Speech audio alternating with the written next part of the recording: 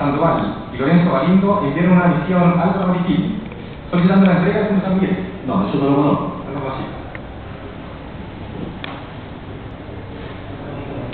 Usted también, durante esta investigación, prestó una declaración ante la Policía de Investigaciones en julio del año 2008, justamente ante un procedimiento que evitó una posible toma de crédito de su representado, ¿verdad? Me parece que sí.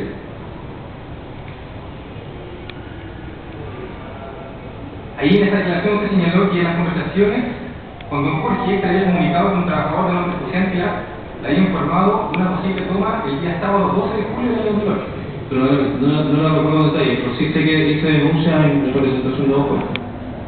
No sé si es una oportunidad o más de una oportunidad.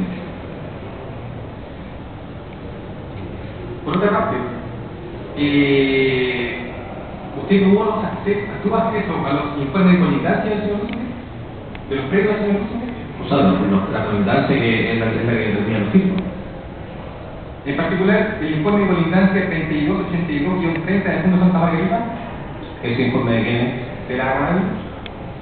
Lo voy a responder de la siguiente forma. ¿Usted ha participado de negociaciones con la ANADI? La pregunta la hago yo, Sí, pero seguramente usted no ha participado, entonces voy a sacar la conclusión. Seguramente usted nunca ha participado. Tiene que, a ver, testigo. Usted tiene que responder con respecto a lo que pregunté. Sí, estoy bien, magistrado, no se preocupe.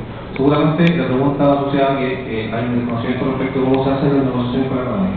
Las partes que negocian con la ANADI no toman conocimiento de los informes de factibilidad, de aplicabilidad ni tampoco de las tasaciones. Yo no conozco eso.